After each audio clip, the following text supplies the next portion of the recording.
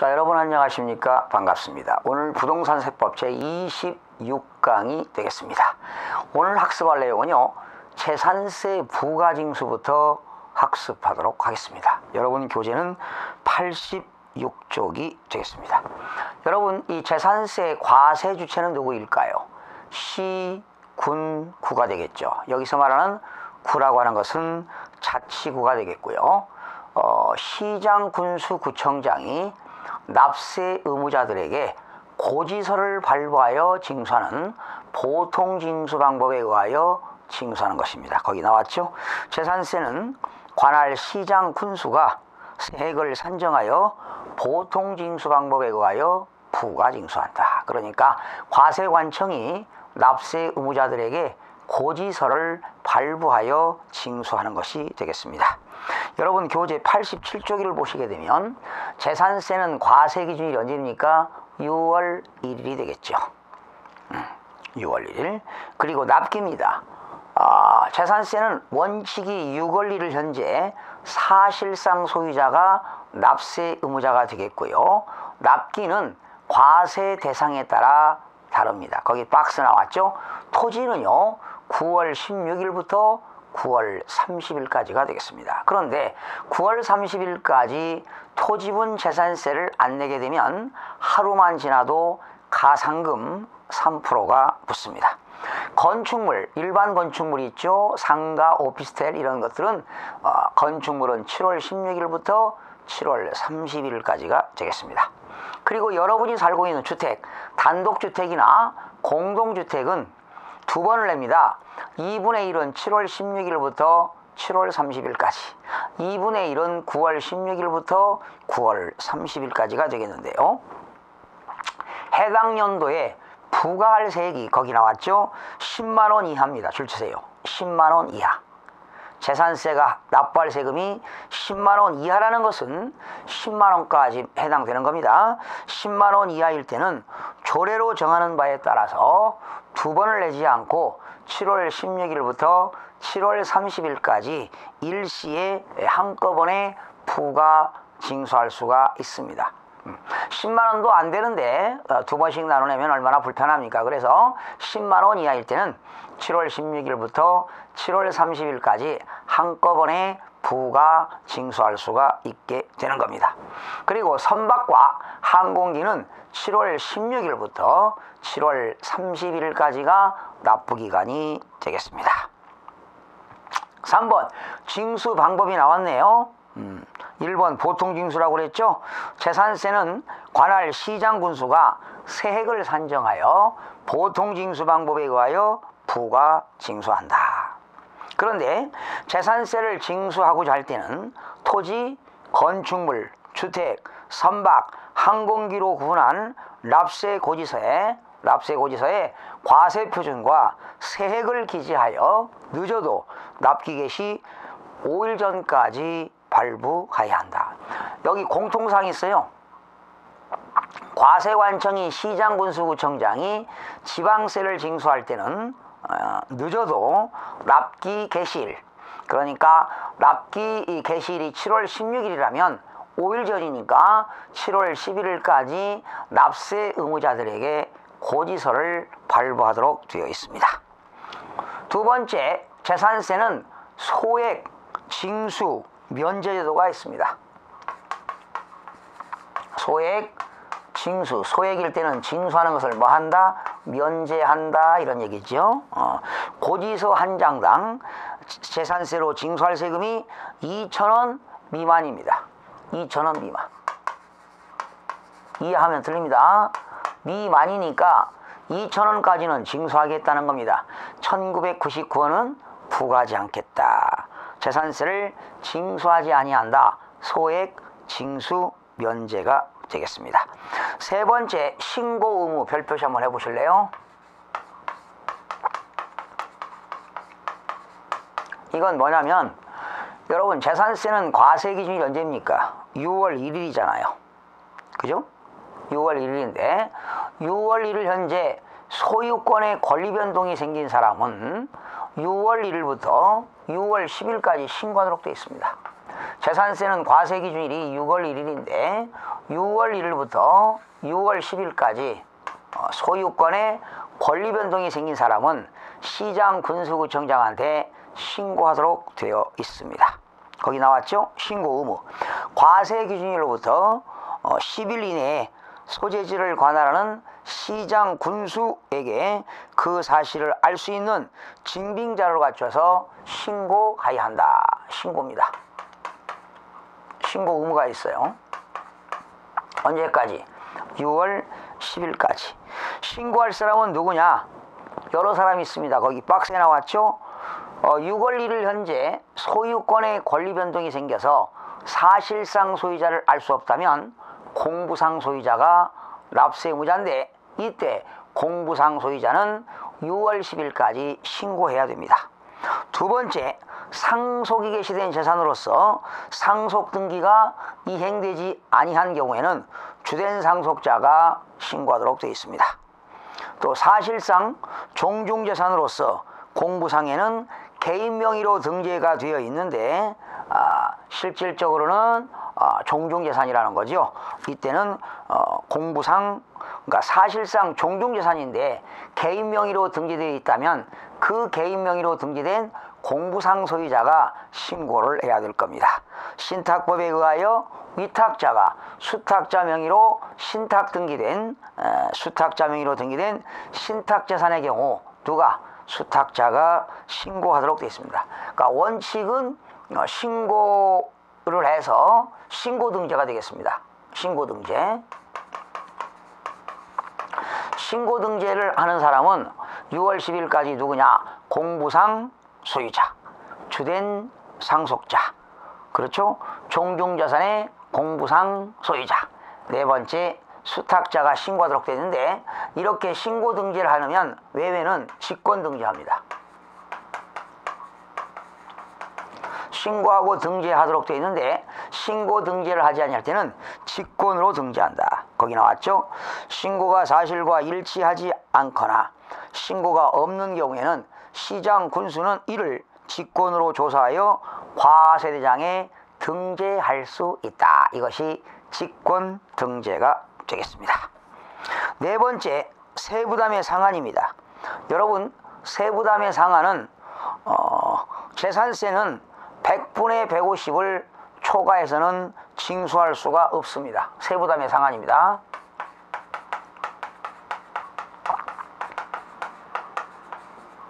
세부담의 상한은 100분의 150을 초과할 수 없다.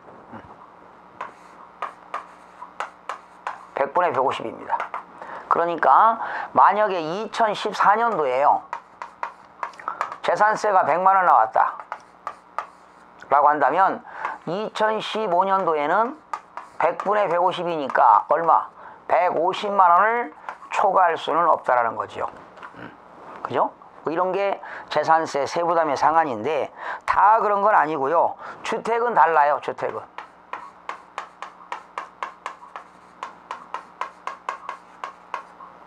주택의 경우는 거기 나왔죠. 공시가격이 3억 원 이하일 때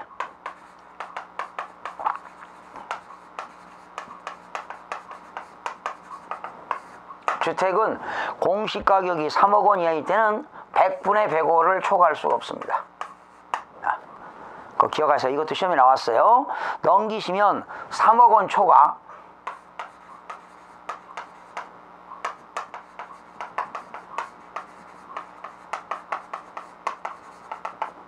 공시가격이 3억 원 초과 6억 원 이하일 때는 100분의 110입니다. 3억 원 초과 6억 원 이하일 때는 100분의 110이 되겠고요. 6억 원 초과일 때는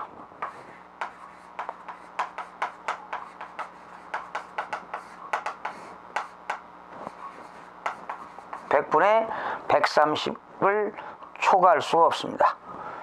자, 기억하세요. 숫자를 기억하셔야 돼. 3억 원 이하일 때는 100분의 105, 3억 원 초과 6억 원 이하일 때는 100분의 110, 그리고 6억 원 초과일 때는 100분의 130을 초과할 수는 없습니다. 그 다음에 5번 가산금이 나왔죠. 여러분, 재산세는요, 납기가 토지분재산세는 7월 16일부터 7월 30일까지가 되잖아요.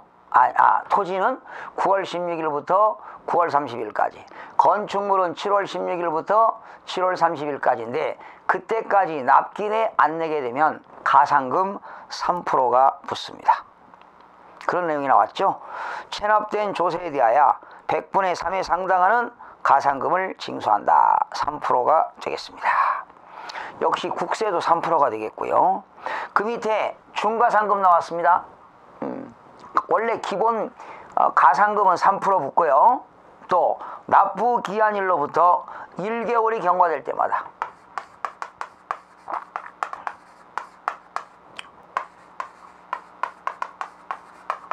중과상금은 납부 기한일로부터 1개월이 경과될 때마다 매월 1.2%씩 붙습니다. 몇 개월 동안? 60개월 동안 붙습니다. 그래서 5년 동안에 72%를 초과할 수가 없습니다. 그러니까 60개월을 초과할 수 없다는 거죠. 그러니까 납부 기한일이 7월 16일부터 7월 30일까지인데 요때까지 안 내면 하루만 지나도 뭐가 붙어요? 가산금, 기본요금 3% 붙습니다. 그리고 납부 기한일로부터 1개월이 경과될 때마다 1개월이 경과될 때마다 매월 1개월이 지날 때마다 여기는 기본 3% 붙고 1개월이 지나면 여기서부터는 다시 어떻게 붙는다? 매월 1.2%씩 60개월 동안 중가산금이 붙게 되는데요. 중가산금이 안 붙는 경우가 있습니다. 배제. 어떤 경우냐? 국세가 100만원 미만일 때, 국세가 100만원 미만이고 지방세가 30만원 미만 시에는 중과상금을 적용하지 않습니다. 이것을 중과상금 적용 배제가 되겠습니다. 거기 나왔죠? 체납된 국세의 납세 고지서별 세목별 세액이 100만원 미만일 때 이를 적용하지 아니한다. 지방세는 30만원 미만일 때는 적용을 배제한다. 이렇게 나와 있습니다. 그 다음에 6번째 부가세가 나왔어요. 부가세라는 것은 독립된 조세에 추가로 세금이 붙는 것이 부가세인데 재산세를 납부할 때는 지방교육세 20%가 부과됩니다.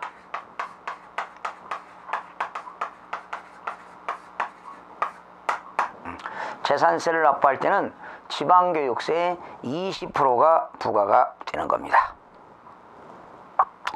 그 다음에 7번입니다. 신탁재산에 대한 특례가 나왔죠.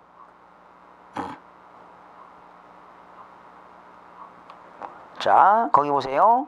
작년에 개정됐습니다. 2014년도에 신탁법에 따라 수탁자 명의로 등기된 신탁재산에 대한 재산세가 체납되는 경우, 그러니까 위탁자가 신탁법에 의하여 수탁자에게 신탁을 했는데 그 신탁재산에 대한 재산세가 체납되는 경우에는 어떻게 될 거냐? 재산세가 체납된 해당 재산에 대해서는 뭐 할 수 있다? 당연히 압류할 수가 있습니다. 다만 재산세가 체납된 재산이 속한 신탁에 또한 다른 재산이 있는 경우에도 당연히 압류할 수가 있습니다. 결과적으로 누구 걸 압류하는 겁니까? 위탁자의 재산을 압류하는 거지요. 누구 앞으로 등기된 것을? 수탁자 앞으로 등기된 것을 압류할 수가 있다는 것입니다. 종합부동산세 과세자료 전담기구 설치 등입니다. 종합부동산세 과세에 필요한 재산세 과세자료와 그 밖의 과세 기초자료 등을 수집하고 처리하고 제공을 위하여 고치세요. 안전행정부가 아니라 뭐지요? 행정자치부가 되겠습니다. 행정자치부에 종합부동산세 과세자료 전담기구를 설치할 수 있다. 안전행정부가 뭘로 바뀌었습니까? 행정자치부로 바뀌었습니다.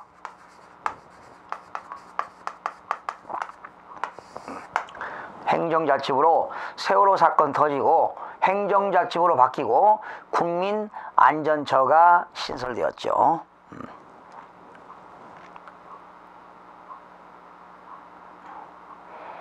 또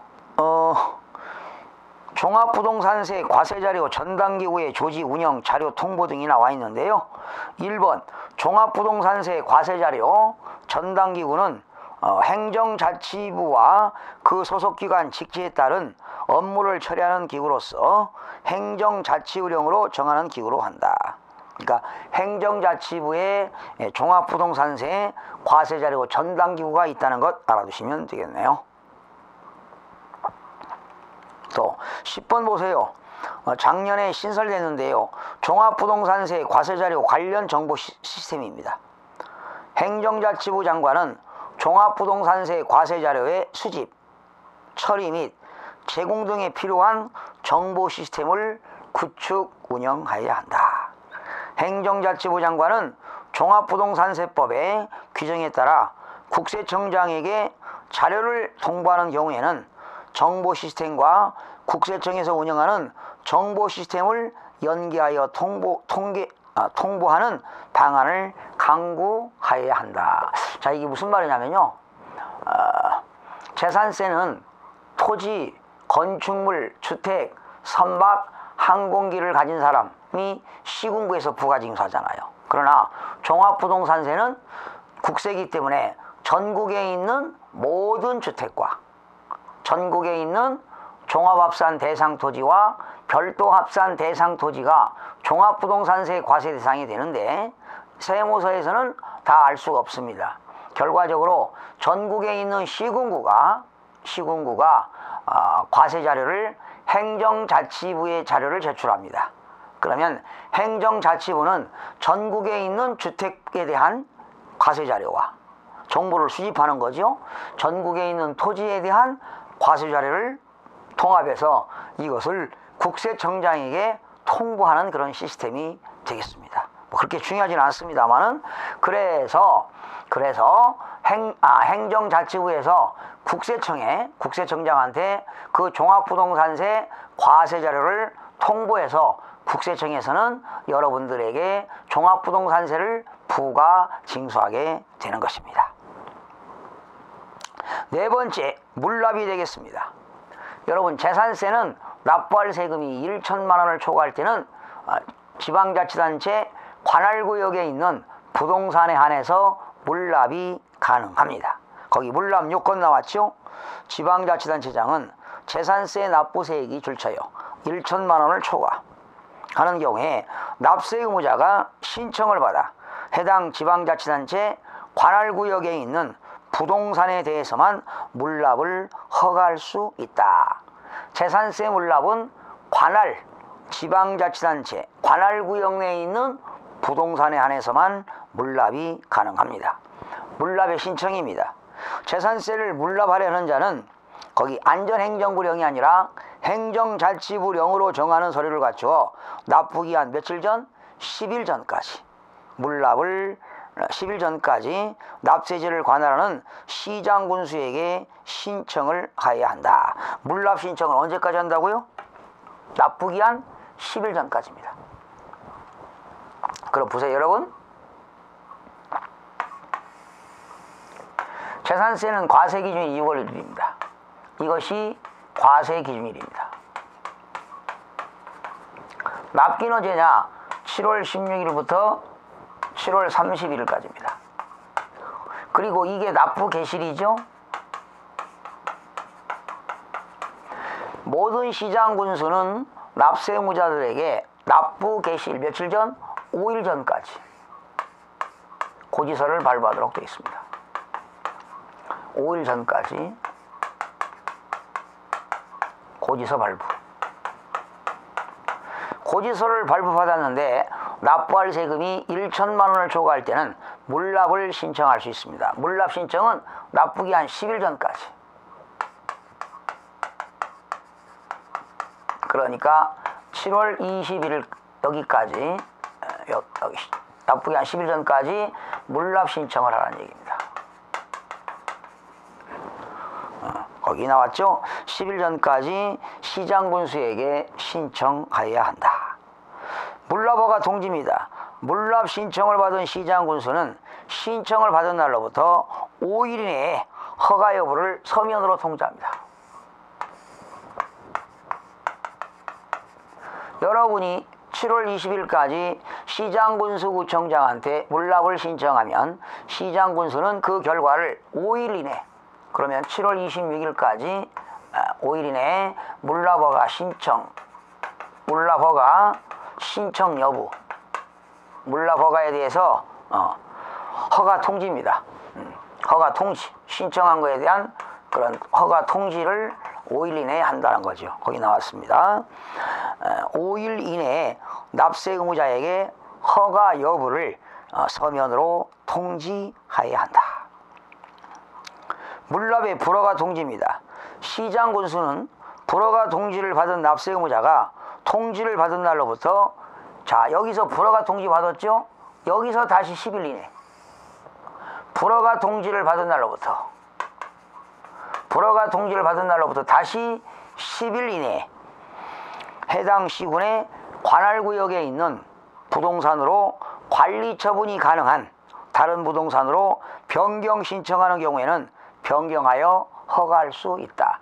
여러분이 물납을 신청했는데요, 시장군수가 보니까 물납 허가를 받은 부동산에 관리 처분이 곤란한 부동산이 있다. 어떤 경우가 관리 처분이 곤란하느냐? 여러분이 물납안 신청한 토지에 묘지가 있다. 토지 소유자와 건물 소유자가 다르다. 여러분이 물납안 신청한 물건에 부동산이 근저당권이 설정되어 있다. 그러면 과세관청이 처분하는데 곤란함을 느끼기 때문에 물납을 허가를 하지 아니할 수 있다는 것입니다. 5번 분납이 되겠습니다. 분납 요건은요, 물납은 1천만 원 초과지만 분납은 500만 원 초과가 되겠습니다. 거기 재산세 납부세액이 500만 원을 초과하는 경우는 납부할 세금의 일부를 납부기간이 지난 날로부터 45일 내에 분할 납부할 수가 있습니다. 납부기간이 여기 7월 16일부터 7월 31일까지라면 분납은 납부기간 경과한 날로부터 며칠이네요? 45일 이내. 45일 내에 분할 납부를 할 수가 있습니다. 분할 납부입니다. 그런데 분납세액의 기준이 나왔죠.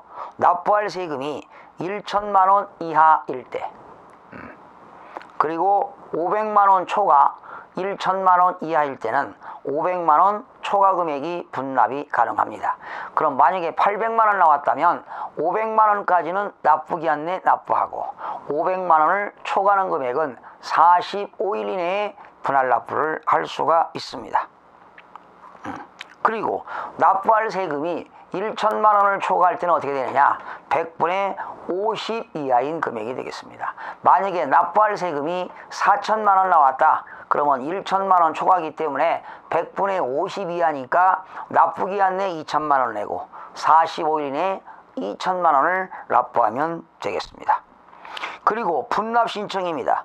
분할 납부하려는 자는 재산세 납부기한까지, 자, 물납 신청은 언제까지죠? 10일 전까지지요. 그러나 분납 신청은 납부기한까지 안전행정부령이 아니라 행정자치부령으로 정하는 신청서를 시장군수에게 제출하도록 되어 있습니다. 그러니까 물납 신청은 10일 전까지입니다. 그러나 분납 신청은 납부 기한일까지가 되겠습니다.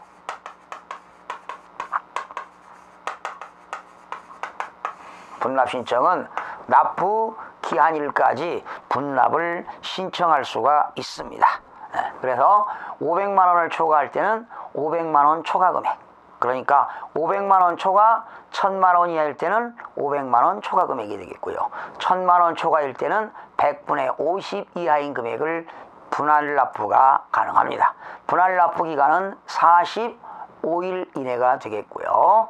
물납 신청은 납부기 한 10일 전까지 신청하면 시장군수는 그 결과를 5일 이내에 서면으로 통지합니다. 근데 여러분들이 만약에 불허가가 나왔다, 관리처분이 곤란하다고 불허가가 나왔다면 그 불허가를 받은 날로부터 다시 10일 이내에 다른 그 처분이 가능한 부동산으로 물납을 신청할 수가 있습니다. 또한 분납을 하고자 하는 사람은 납부 기한일까지 분납 신청서를 시장군수에게 제출해야만이 되는 겁니다. 그래서 재산세는 1천만 원을 초과할 때는 물납, 500만 원을 초과할 때는 분납.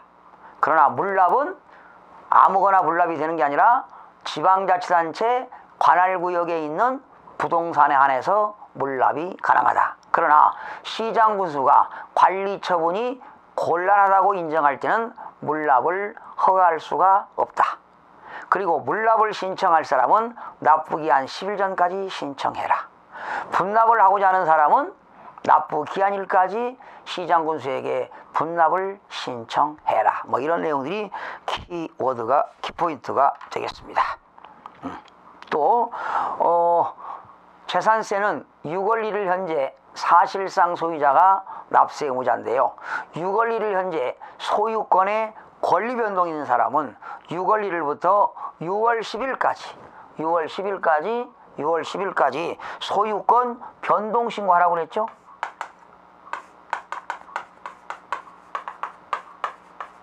소유권 변동 신고를 하는데 네가 알아서 신고해라. 이것이 신고 등재가 되겠습니다. 신고 등재할 사람은 누굽니까? 공부상 소유자, 주된 상속자, 종중재산의 공부상 소유자, 수탁자. 그러면 원칙은 네가 알아서 신고해라. 신고 등재가 되겠죠. 신고 등재가 되겠지만 신고 등재를 하지 않을 때는 뭐 한다? 직권으로 등재한다. 누가? 시장군수가 직권으로 등재한다는 것이 되겠습니다. 근데 이런 게 한번 시험에 나왔어요. 신고 등재를 하지 아니할 때는 뭐 신고 불성실 가산세가 있다. 여러분, 신고 등재를 하지 않으면 아무런 불이익은 없습니다. 불이익은 없고요. 직권으로 등재한다는 것만 알아두시면 되겠습니다. 그리고 납기 잘 알아두시기 바랍니다. 납기는 토지는 9월 16일부터 9월 30일, 건축물은 7월 16일부터 7월 31일, 그리고 주택은 2분의 1은 7월 16일부터 7월 31일, 2분의 1은 9월 16일부터 9월 30일. 그러나 일시에 재산세가 10만 원 이하일 때는 7월 16일부터 7월 30일까지 일시에 부가징수할 수 있다. 선박과 항공기는 7월 16일부터 7월 31일까지가 되겠고요. 토지분 재산세는 9월 16일부터 9월 30일까지가 되겠습니다. 자, 다음 시간에는 국세인 종합부동산세에 대해서 학습하도록 하고요. 여러분 교재 90쪽을 보시게 되면 재산세 종합편에 가지고 요약 정리를 해놓은 거 있으니까 참고로 보시기 바랍니다. 여러분 다음 시간에는 종합부동산세에 대해서 학습하도록 하겠습니다. 수고하셨습니다.